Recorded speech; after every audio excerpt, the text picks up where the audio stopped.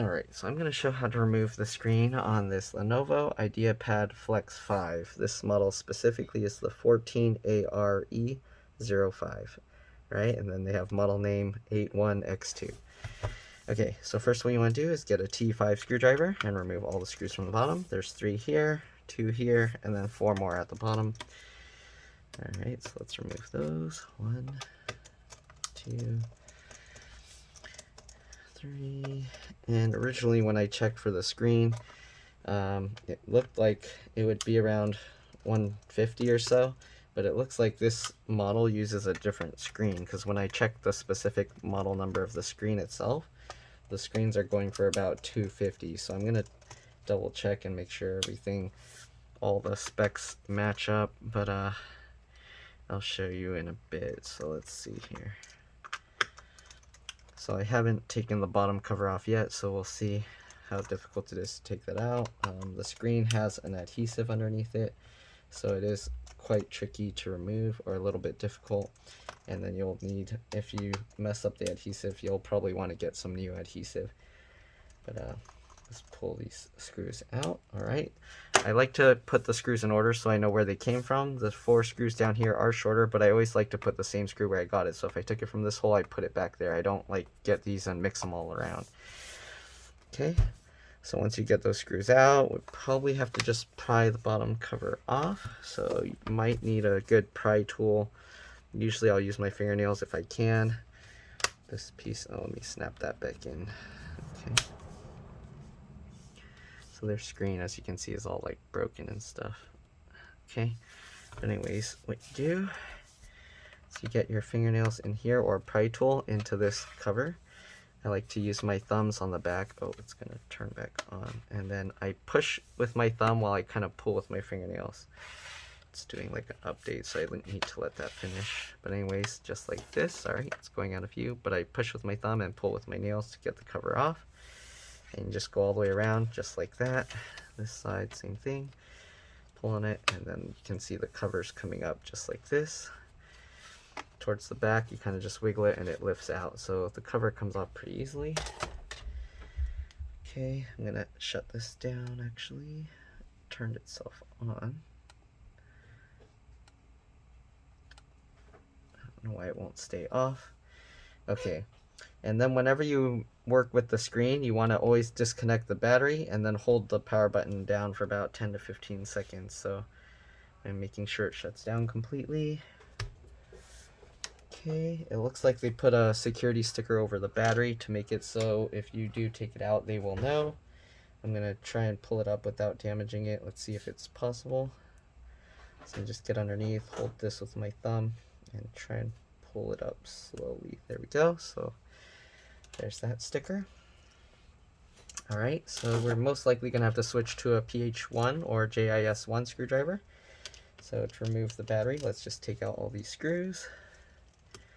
Actually, well, we can disconnect it without physically removing the battery, but I'm going to just remove it to make it a little bit easier. Okay. So there's 2 screws here. Then you got another 2 screws here. So 4 screws holding the battery. Not bad. Nice and easy to remove, it looks like. Okay, and then you got the battery connector right here. So what I do is I lift up the battery, and then you want to kind of pull this wire. I push it down while I'm kind of wiggling it and pulling it back, just like this. Okay, there we go. So we got the battery out. Battery model number is L19C3PD6, so that's the battery. So if you need to replace it, there you go.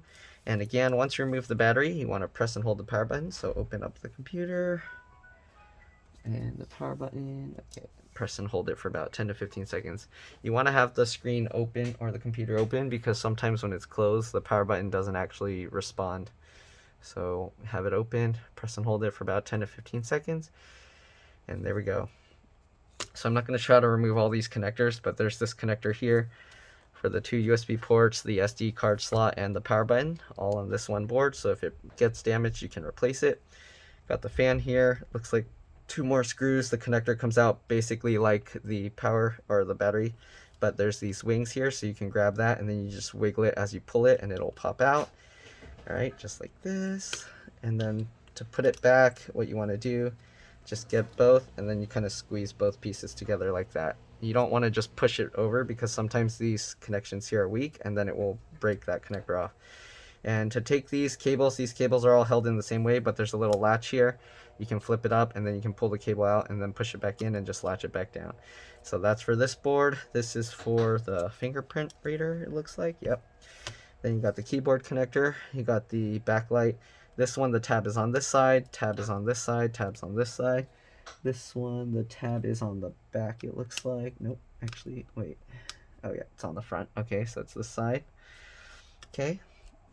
Got the wireless card here. I show how to remove this on like almost every video I do, but basically one screw, it lifts up slightly at an angle and then you can pull it out.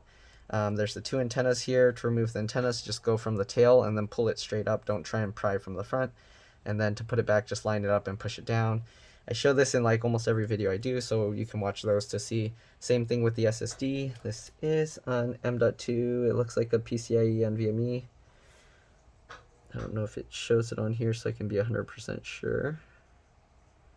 Yeah, it is PCIe NVMe, so this is an M.2. Don't use the SATA ones because these are a lot faster. But there's one screw, same thing like this. It'll pop up slightly and then you just wiggle and pull it back. Speaker cable here comes out just like the fan connector. It does run across and then to connect the second speaker.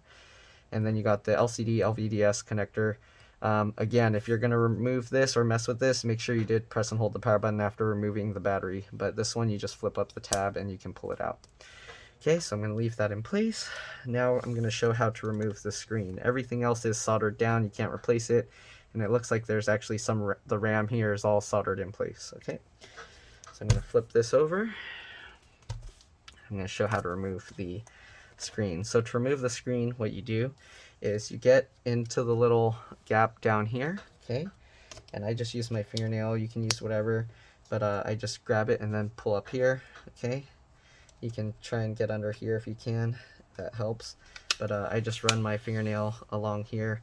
You don't want to use like metal tools for this because then you can damage the glass pretty easily. But once you get it, you can kind of start wiggling it around as you kind of pull it up. Just like this, okay? Kind of pull on it down like this way as you kind of lift it to disengage the clips. If this side gets stuck, you might have to pull this that way and then get in here with the pry tool and then lift it up from that side. Okay, there you go. So that's how you get this out. When you put it back, you do have to put it back in with this bottom side first because this one has like a little protruding area, and then after that you can snap it back in. I'll show you in a bit. But anyways, under here they have these little adhesive things and 3 screws. So you have to remove these 3 PH1 or JIS1 screws. Alright.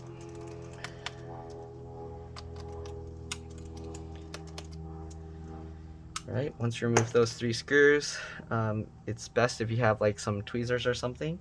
But you want to grab this little adhesive strip, the white piece here, and then you just stretch it. Once you get it, you can use your fingers and just pull the adhesive back, okay, just like this. And as you pull it, the adhesive will release, so you want to be careful. I try and reuse these adhesive if possible. So what I do is I stretch it, then I let it go back, and then I continue pulling it, okay? But it's a little tough because if this adhesive sticks to itself, there's almost no way to separate the layers. So just try and keep it as good as you can. If you do end up messing up the adhesive, no big deal. You can use any double stick tape. It'll just be that if you need to remove the screen, you're just going to end up destroying the screen when you have to take it out. So there we go. Got that adhesive out, so I'm going to set that adhesive aside. See, try and keep it as nice as possible. It does sometimes will get stuck to itself, but you can't really do anything about that. Once it does that, you can cut off those pieces if you want so that you can reuse it. But yeah, usually I don't think you can kind of unstick it when it sticks to itself. Okay, so I'm just going to set that aside. Alright, and then we're going to remove this one as well. Same thing. Just grab it and just stretch it out. Okay. Alright. Just like that. Alright. And a lot of screens use this kind of adhesive now. So yeah. Alright, there we go, and we'll set that aside. It came out a little bit easier because I didn't push it all the way back down. And then you got the touchscreen connectors here. So these are for the digitizer. There's little black tabs, you have to pop them up. Alright, once you pop those two tabs up, you can lift the screen and the tabs will kind of, or the cables will bend downwards so that you can lift it up. Okay, and then it pops out like that. Be careful because this cable's connected here. So once you lift it up that much, pull it towards yourself and then flip it up, okay? Just like that. So there you go, you can see inside the screen model number, at least on this one, let me see if I can show this, is N140HCA-E5B. And then to remove the screen, you just have to peel this off, just like every other screen. Alright, just peel up this tape. You want to be careful if you're planning to reuse this screen or if it's still semi-working and you're waiting for a replacement part. Normally you wouldn't peel this until you have the replacement part ready. But yeah, make sure you do the battery reset before you touch this cable or you can damage something on the board. Alright, after you peel that up, there's a little latch. Just lift that metal latch up and then you can kind of wiggle this connector out just like that. So that's how you would remove the screen. And then to replace it, you just do it in reverse. So there you go, the model number. They have the Lenovo part number. Maybe I'll check that part number in case there's something else. The Lenovo part number is ST50X22130. There's also other part numbers there. I don't know if you can even read them from there, but if you can, there you go. Okay, so those are the model. Usually I use this model number because that's the generic screen, but there's also another part number here. There's so many part numbers on this thing. Alright, so now we're going to put it back together. Okay, so to put it back together, just make sure the latch is up. Kind of hold that out of the way. Alright, slide the connector in. Make sure it goes underneath the connector on the screen itself. And then pull that in. You know you did it right if you can get the whole latch back over the top and click it in place. Alright, just like that. Then put the adhesive back down.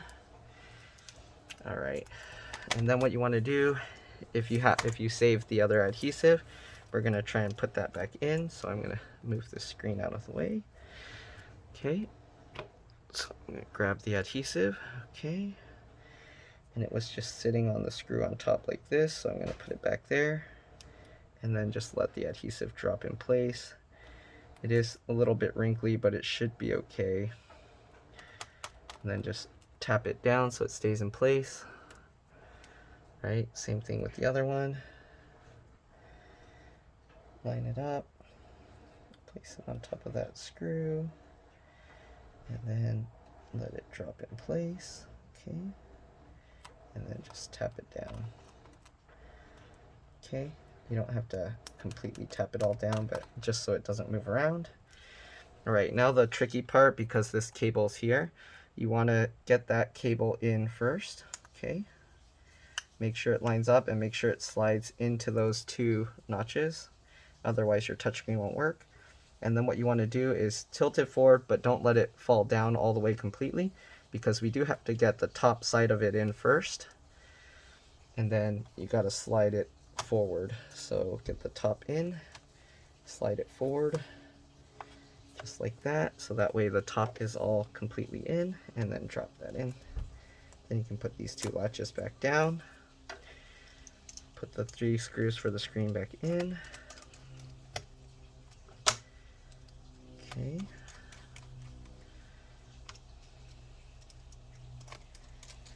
just like that. Then we'll put this thing back on top. So again, you want to put the bottom piece in first, just like that, and then rotate it forward. Let's see, is it gonna go? Oh, actually this part, because it protrudes, I forgot, you have to actually put the top in first, at least for there, and then once you get these pieces in, then you can go ahead and kind of rotate to push this in while you're keeping these things in place. Alright, and then same thing with this one. Now you can put the bottom piece in first and then snap it down. bottom piece in first, and then snap it down. There we go. Oh, make sure the bottom piece stays in, and then snap the top down. There we go. So now we got the screen back in. I'm going to close it back up, put the battery back in, and that's how you would do it. So I'm going to have to see about getting a replacement screen for cheaper, because $250 is way too much. But that's pretty much it. Pull the battery. I like to squeeze the two pieces together, okay, so that way it's not putting all the force in one direction. And there we go. All right, get the battery, get it all lined up, and make sure again that it's all the way in. All right, then we'll put back the 4 screws for the battery. All right, there, there.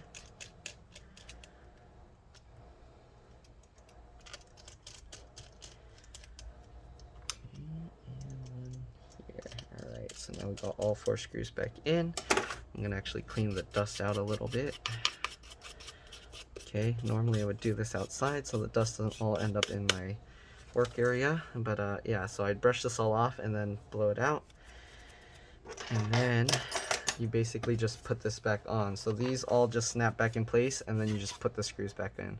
But that's pretty much all there is to this. Hopefully this video helped you guys. If it did, like and subscribe, help others find my channel. Thank you for watching, and I'll see you guys in the next one. I'm going to clean out the dust and put it back together after. But again, make sure the shorter screws go down here, the longer ones are all here. Alright, thanks for watching. Bye.